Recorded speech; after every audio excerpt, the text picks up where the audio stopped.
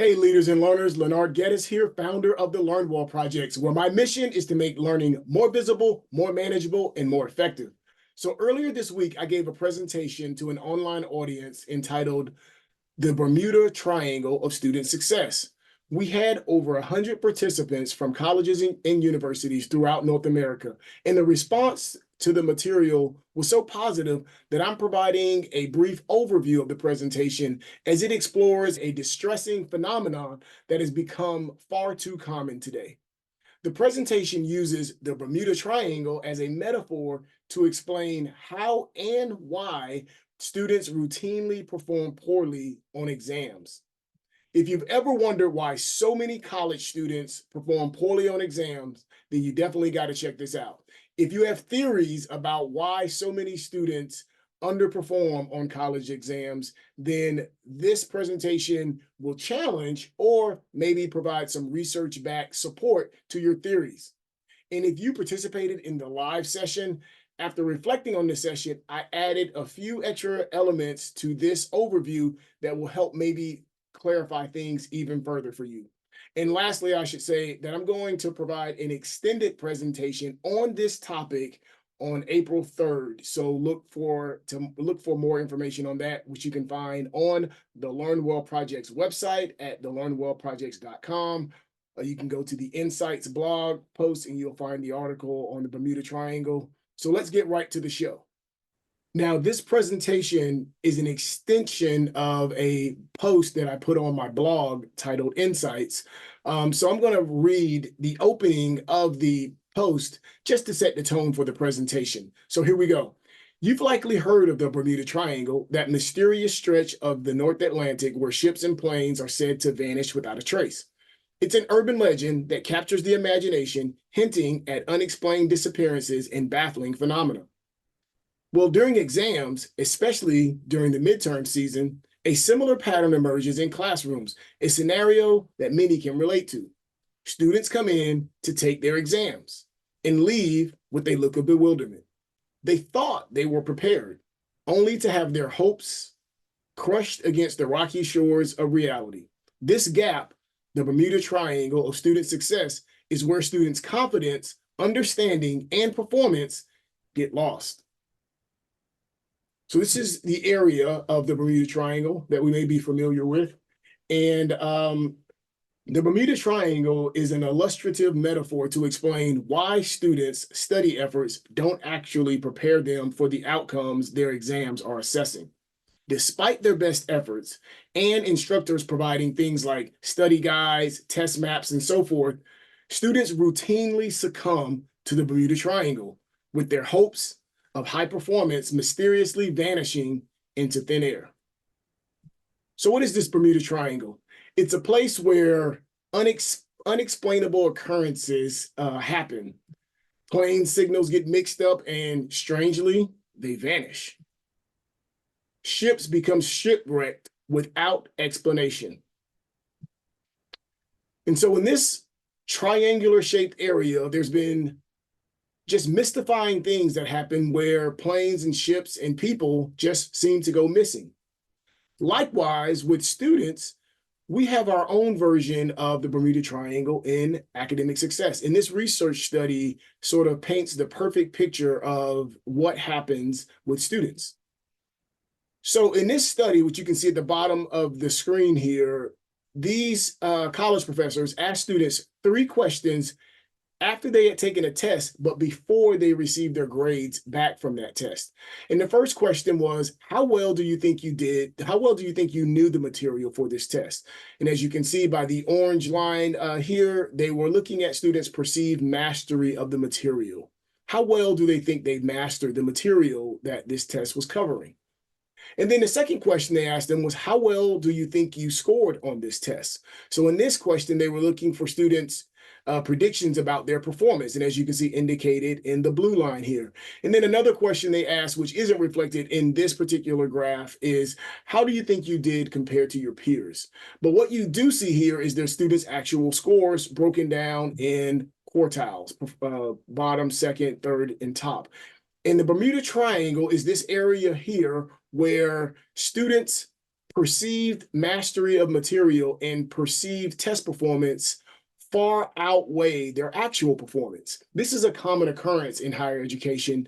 And it's interesting because the reason these numbers track together, these numbers correlate their students' mastery level perceptions and their performance perceptions is because students are actually making contributions to their academic work. They're doing things that they believe will make them successful.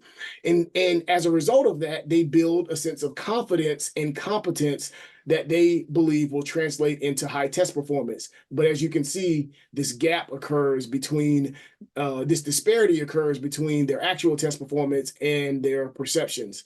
And so I want to dig into that and help you understand what's going on here, because understanding this phenomenon really is the key to sustained, widespread student success.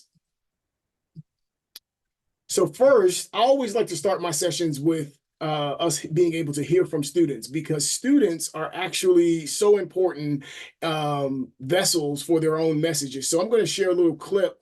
And this little clip, just to give it some context, is from a young woman who's from California. She's a student at the University of Vermont. Her mom contacted me because her daughter was distraught because she was a very successful high school student, as you will see her describe, and she just hasn't been able to do well on college tests. She's a sophomore now, but this has been a repeat occurrence. So let's listen to her story, then I'll come back and get through the presentation.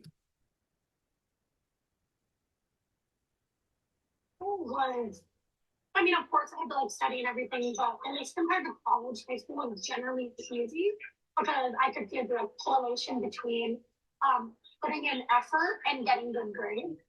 So if I did all my work, I went to class, I always studied, and I would get a good grade. I ended high school with a 4.2 GPA, and then as soon as I went to high school, everything changed.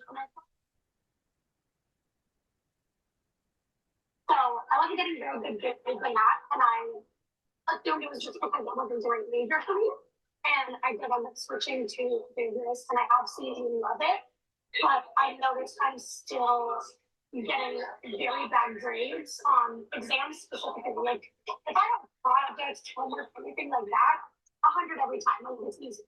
But anything that like exams, it doesn't matter how much work I put in, I can like never pass them.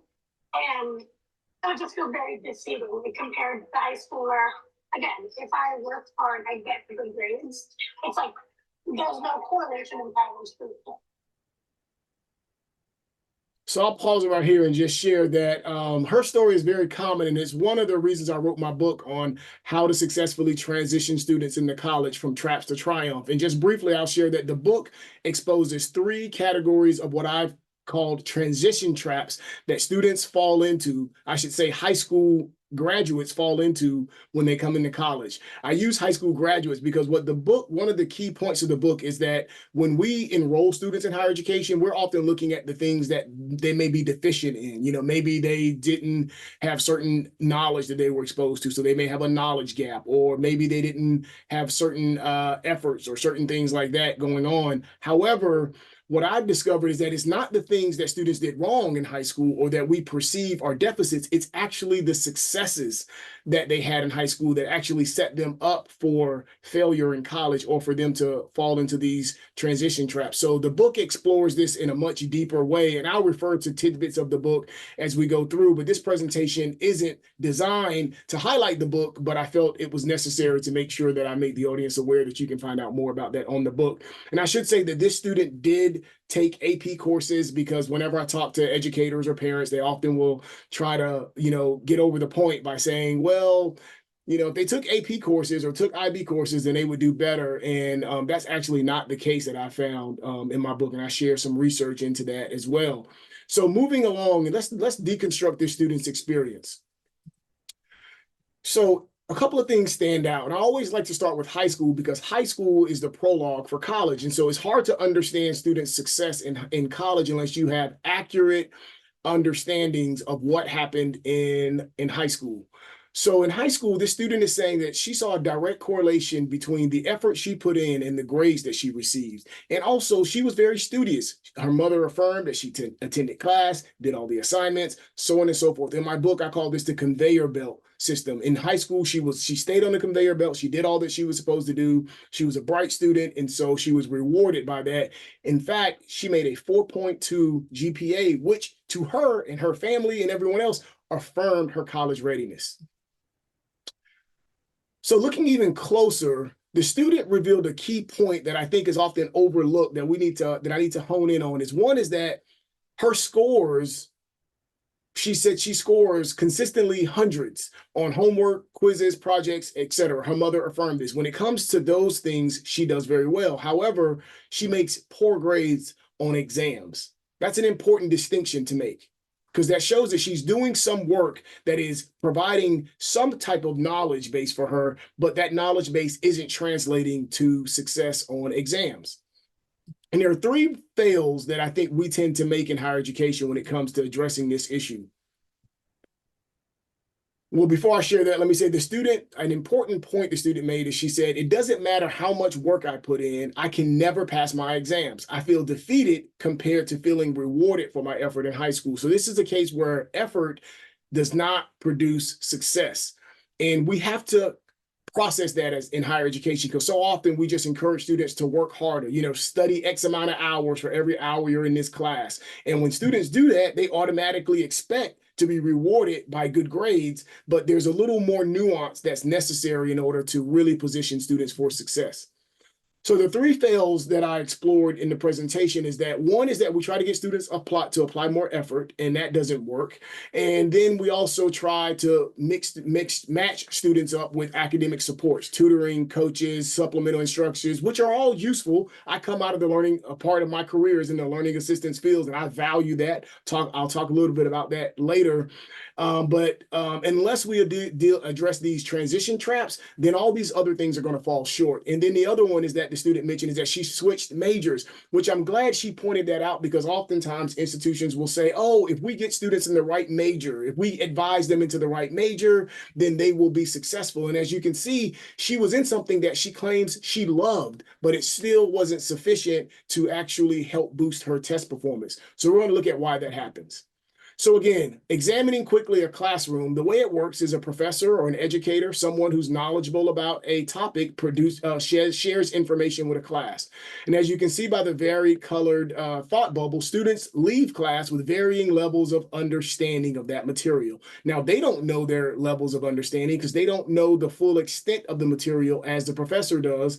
And also the instructor or the professor can't look inside the students' heads and really know what they know. So there's this automatic mix match that happens in the classroom. And when students leave class, they pretty much want to know one thing. How do I get from this information that I'm receiving today to the products I must produce? Now, they may not word it that way, because in their mind, they may say, is this going to be on a test? Or can you give me a study guide? In other words, they're trying to figure out, how do I take what I have now in these daily class experiences and translate it into the stuff that's actually going to be assessed? And doing that, students have used a particular formula. In my book, I introduce a new formula, but I compare it to two other formulas. One formula is the laborer's formula. Let's start with this middle formula. The laborer's formula pretty much measure students' performance by outputs. The more students invest time and effort into their work, then that's going to increase their outputs. That formula works in high school. I'll show you why it doesn't work in college in the next slide.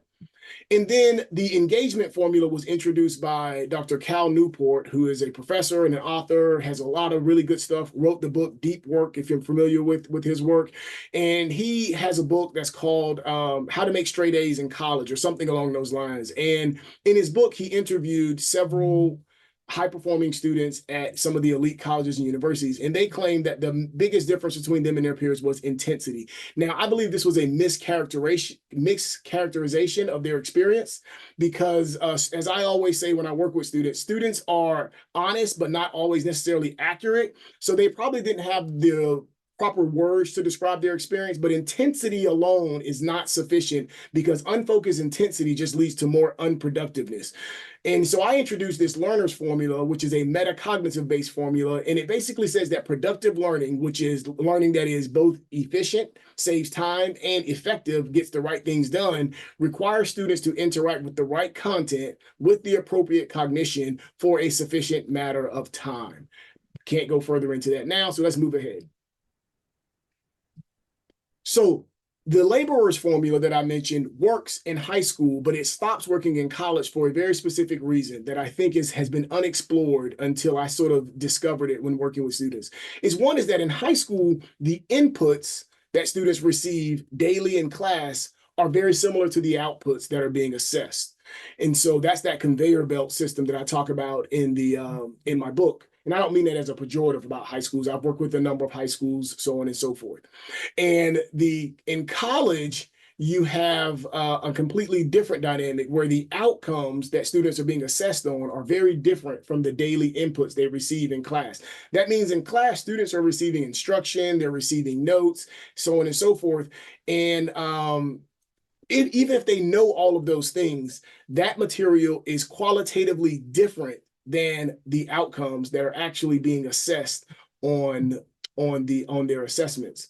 And so that's why in college, students have to switch from what I call the 80-20 model in high school, which is where 80% of the work they do in high school comes from the teacher, 20% they do on their own. They have to switch and avoid, in my book, what I call the 80-20 trap, which is where they try to extract 80% of the information from class and just restudying that information over and over again, they think is going to make them successful, but it doesn't. They have to switch to the 20-80 model, which is where an understanding that 20% of their academic work is going to be done in the classroom, and 80% they're going to have to build up away from class, which is why when students go to college, they automatically have a 50% decrease in their in-class instruction. In high school, you're in class 7 to 8 hours a day. In college, you're in class 3 to 4 hours a day. So the structure of college is different. Students have to make that adjustment, and we as educators need to help them make that adjustment. And let me throw out one research topic here, metacognition. I won't go deeply into this, but metacognition is a key construct that is applicable to the core elements of academic work. And essentially, students have to be aware of their own internal processes as they're interacting with content and as they go on throughout the various tasks that they use, studying, going to class, going to labs, so on and so forth. They have to be acutely aware of that.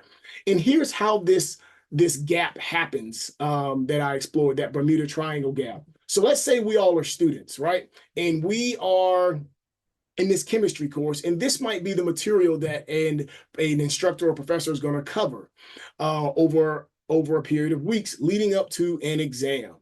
And then our notes might look like this. So we have these notes that we've taken, and most students are going to go back and they're going to study these notes, hoping that that if they know these notes well enough, that's going to prepare them for their assessment.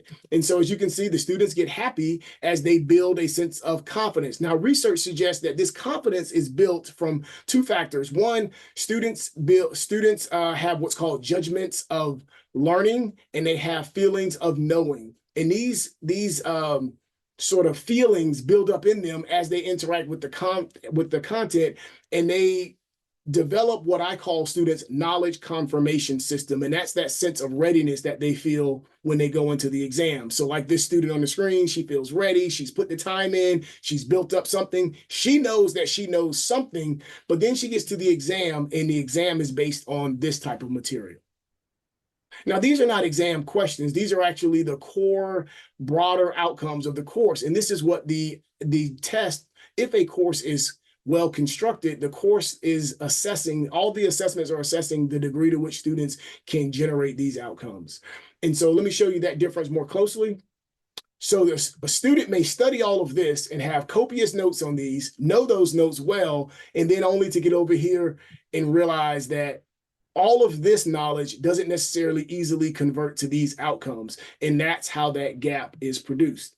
And that's why students, when they're taking the test, often look like this, where they're confused, they're frustrated, because what she's thinking is, what I studied isn't reflected on the test. which the professor, who's an expert in this, knows this material very well, and they see it as all integrated, and so they see it as all relating together. So, for example, one of the things that I do when I work with students is in my book, I have a chapter called The Division of Labor Trap, where I talk about how there's certain labor that faculty have to do in the classroom, infrastructure they need to set up that will enable students to work more effectively. But then there's certain types of labor that only students can do. Tutors can't do it for them. Supplemental instructors can't. Parents can't. No one else. It's a type of mental work that they have to do in their own minds, and they are capable of doing it. Often I find that students don't know that they're supposed to be doing it. But once they know it and they have certain tools and practices to do it, almost every time they become excellent students, not just marginally good students, they become excellent students. And I'll support that with some evidence here shortly. So what you see here is what students might have in class, the daily content. So a professor might go over carbon bonds, hydrogen, so on and so forth. And the student is going to collect that information in the form of notes. They may go to some type of external, YouTube or something to learn about those a little more. Now, learning this information is easy because students have been doing this their entire academic careers.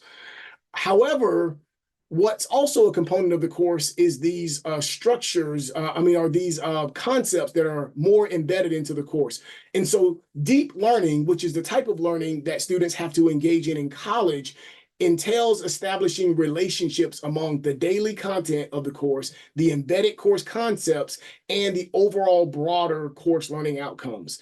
So this is how you establish the proper labor work for students, the proper mental labor. If students don't make these connections, then they're not going to do well. So in other words, if you ask your students point blank, what's the relationships between the content that you have in your notes, the embedded course concepts, and the course learning outcomes, you will find that students aren't even aware that these relationships exist, nor are they aware that they're supposed to be fusing those relationships together. So they're already going to fall into the Bermuda Triangle, regardless of how much they study, regardless of how many tutors they meet with, how many hours they get assistance, because these are relationships that they must make on them in their minds. One of the key tools that they can use to make that is this diagram that I created. The Think Well, Learn Well diagram, because making those fusions requires them to activate these types of thinking skills that are of higher value than the types of thinking skills that students typically operate by default.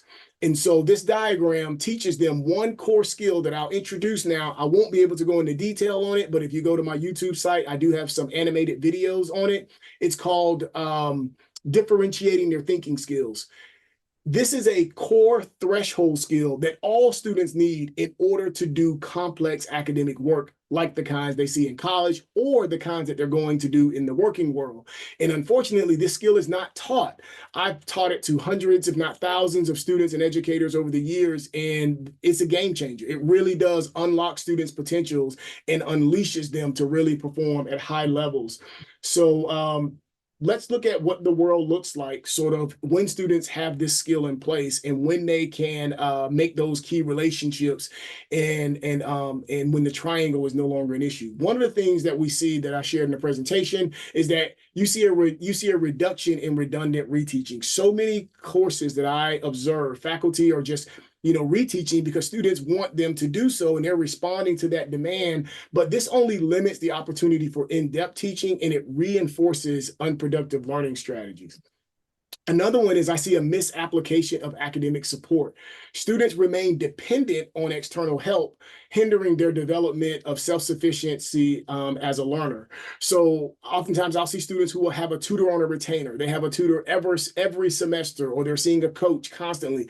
Those methods, again, I've developed tutoring centers. I developed a metacognitive tutoring model that I presented at the National College Learning Center Association a long time ago.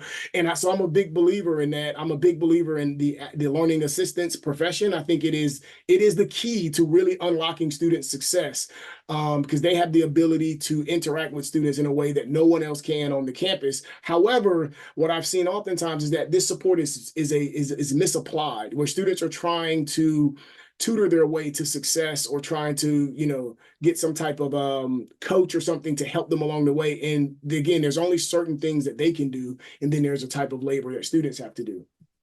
Another one is the abuse of office hours from faculty members. I can't tell you how many times when I'm consulting with the school, faculty members feel compelled because a student, they teach a lesson and the students follow them to their office or schedule a meeting with them only to then be retaught the same thing when that's not the best use of office hours. And what we've seen is that when students do start learning this way, they still come to office hours, but the conversations are much more enriching and the discourse is much deeper, both inside the classroom and during those office hours visits. The last one I'll share is that is a misuse of technology. Oftentimes, students are relying on resources such as YouTube videos, Quizlets, Khan Academy, and so forth to build up their knowledge because they feel inadequate sometimes when they leave class. Those tools are useful, but they're not going to teach students as deeply as they need to know. Again, nothing can take over the type of mental force that students need to apply in their academic courses. And that should be a core component of college, is students learning how to use this great mental capacity that they have. So what is life like without the triangle? And one of the schools that I've been working with for a couple of years is a STEM-based school in Florida. And what I love about this school is that they are a performance-based funding school by the state, and they have to have students perform at a certain level, and they have to also have students progress through a certain level. So there's no shortcuts, there's no easy ways out, there's no what I call academic rerouting, where a student doesn't do well in certain courses and we put them into a major that's deemed less challenging. They're an all STEM-based institution, so students have to progress, and we've seen remarkable successes in their DFW rates and so forth. And so this is one story where the professor is sharing that students were making 50s on their first test, and then eventually they started making 90s by their next test, and the students were reporting that they were studying less but getting better results. That's because they were productive learners, not just studying more. And then another example is a school that I worked with, again, another science school, but doesn't have to be sciences, where they were trying to improve they recognized some performance discrepancies among students of color. We implemented a system and they were able to see those performance numbers go up. And here's a little bit of their story in their own words. Big early successes is that these students are more confident. They don't seem to be as discouraged when they don't do well on early exams. And really, many of them are just doing better on early exams. We are retaining more students of color and first-generation students in science majors beyond the first few introductory level courses. They certainly can get there. They can get to making all of those connections, but they don't necessarily, until they step back and see the larger framework, see how all the pieces connect, that's when they find success. All right, I'll just stop it there for time's sake here. And I just want to end by sharing that you can check out this Bermuda Triangle article. You can just scan that QR code and you can go to that article. If you do go to it, I'd love for you to leave a comment. And also you can see, you can register for the next one on April 3rd. It's a Wednesday. It'll be at 1 o'clock, I believe. It'll be a little bit more extended from the previous one. So even if you attended the previous session, I'll be able to go into a little bit more detail on this one because I'm giving it another half hour. And then lastly, if you want to know more about this, get my book. You can get it from my website, transitiontraps.com. It's on Amazon. It's also, the book is published through Routledge Press, so you can go to their website as well. But the book is going to share the cheat code, so to speak, for successfully transitioning students into college. So if you're a school that is trying to see more students succeed, if you're a school that has an influx of students and you're trying to make sure that your new students succeed and you don't have a drop off in retention or persistence or so forth, then this book will certainly help you do that. So thanks, and I hope I see you on April 3rd. And if you do, I hope you have a great angle, because we're going to show you how to steer clear of the Bermuda Triangle. See you later. Thanks.